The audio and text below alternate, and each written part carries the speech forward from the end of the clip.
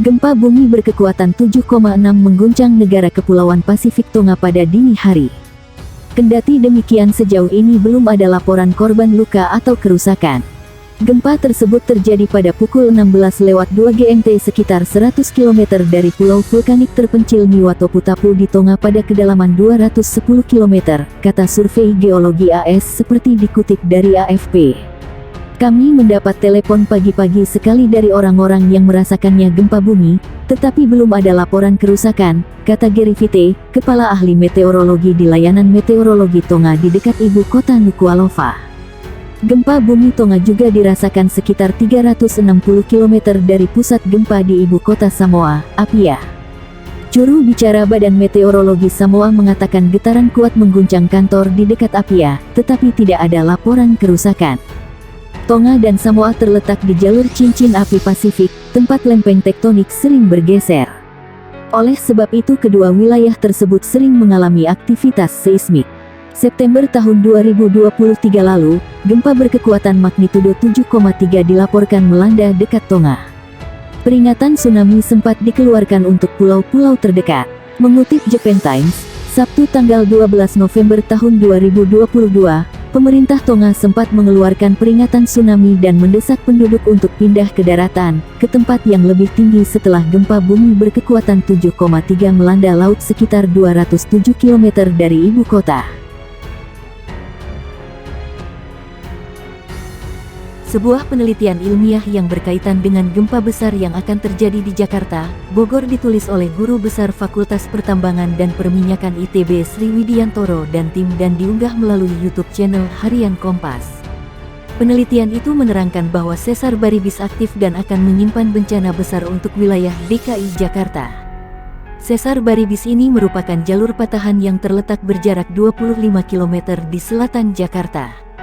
Pada saat ini kondisi sesar tersebut dalam keadaan terkunci, ketika energi peregangan yang akhirnya diakumulasikan terlepas maka akan menimbulkan gempa yang besar. Sejarah mengatakan bahwa sesar Baribis ini pernah membuat gempa bumi besar pada ratusan tahun silam. Masyarakat pun semakin dibuat paranoid dan ketakutan dengan banyaknya gempa yang mengguncang akhir-akhir ini.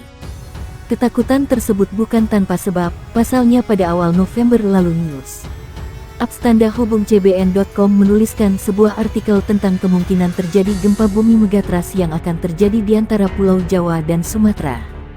Gempa bumi tersebut diprediksi memicu tsunami setinggi 34 meter melebihi dahsyatnya bencana serupa di Kabupaten Aceh. Hal ini dikarenakan Indonesia merupakan titik pertemuan antara tiga lempeng Pasifik, lempeng Eurasia dan lempeng Indo-Australia. Dikutip ayojakarta.com dari laman news.cbn.com, diperkirakan akan ada tsunami dengan ketinggian mencapai 34 meter yang dipicu oleh gempa bumi dengan kekuatan 8.9 SR. Berdasarkan laporan yang diterbitkan oleh jurnal Natural Hazards, para peneliti menemukan aktivitas seismik tinggi di pantai selatan Provinsi Jawa Barat dan bagian tenggara Pulau Sumatera yang dapat melepaskan gempa megatrust. Badan Meteorologi, Klimatologi, dan Geofisika BMKG menyebut aktivitas sesar Cimandiri menjadi penyebab gempa bumi di Cianjur berkekuatan magnitudo 5,6 pada tanggal 21 November tahun 2022. Sesar ini merupakan salah satu dari 4 sesar aktif yang mengelilingi Jawa Barat.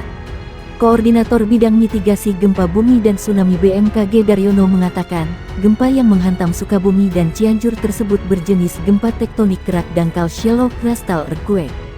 Gempa dipicu aktivitas sesar aktif pada zona sistem sesar Cimandiri, kata Daryono di akun Twitternya @DaryonoBMKG, Selasa tanggal 22 November tahun 2022. Daryono menjelaskan gempa kerak dangkal dengan frekuensi tinggi ini banyak menimbulkan kerusakan karena guncangan tanah yang disebabkan gempa sangat kuat. Guncangan tanah yang kuat inilah penyebab banyaknya kerusakan dan kematian akibat gempa. Selanjutnya, gempa kerak dangkal umumnya diikuti serangkaian gempa susulan yang cukup banyak. Ini karena lapisan tanahnya relatif heterogen dan rapuh. Gempa susulan ini bahkan masih terjadi hingga Senin, tanggal 28 November tahun 2022, dengan mayoritas kekuatan magnitudo 2,0-2,5. Daryono menyebut zona sumber gempa dangkal di Jawa Barat cukup banyak, seperti sesar Cimandiri, sesar Baribis, Sesar Citarik, Sesar Cipamingkis, Sesar Lembang, dan Sesar Cirata. Meski begitu, studi dari Pusat Studi Gempa Nasional pada 2017 menunjukkan ada 4 sesar aktif besar yang ada di Jawa Barat. Keempat sesar ini adalah Sesar Cimandiri, Sesar Baribis, Sesar Lembang, dan Sesar Ciremai. Keempat sesar ini memiliki potensi gempa dengan magnitudo maksimal 6,5-6,8. Sesar Lembang menjadi sesar yang memiliki pergerakan geser paling jauh yaitu 5 mm per tahun. Sesar Cimandiri yang membentang 100 km mulai dari Pelabuhan Ratu hingga Padalarang merupakan yang terpanjang. Provinsi Jatim adalah kawasan rawan bencana. Selain bencana hidrometeorologi, Jatim juga merupakan kawasan yang dikeliling sejumlah potensi penyebab gempa bumi, baik dari pergerakan sesar maupun karena zona subduksi. Dilansir dari situs BMKG Karangploso Jatim, Jatim ini memiliki potensi gempa bumi baik dari sesar-sesar aktif maupun dari zona subduksi di selatan Jawa Timur, yakni dari lempeng Eurasia dan Indo-Australia. Dari 31 sesar aktif di Pulau Jawa, 7 diantaranya berada di Jatim. Di antaranya sejumlah segmen sesar kendeng seperti Sesar Cepu, Sesar Blumbang, Sesar Waru, dan Sesar Surabaya, juga Sesar Pasuruan, dan Sesar Probolinggo. Sesar Cepu merupakan salah satu segmen dari sesar kendeng. Sesar berdasarkan data Pusgen memiliki panjang 100 km ini berpotensi menyebabkan gempa dengan kekuatan maksimum magnitudo M6,5 dengan intensitas pergeseran 0,1 mm atau tahun. Sama halnya dengan Sesar Cepu, Sesar Blumbang juga merupakan segmen dari sesar kendeng. Berdasarkan data Pusgen, sesar ini memiliki panjang 31 km dengan potensi gempa maksimum M6,6 serta pergeseran 0,05 mm atau tahun. Masih menjadi bagian dari segmen sesar kendeng, Sesar Waru juga berada di Jawa Timur. Panjang sesar ini mencapai 64 km dengan potensi gempa maksimum M6,5 dengan intensitas pergeseran diperkirakan 0,05 mm atau tahun.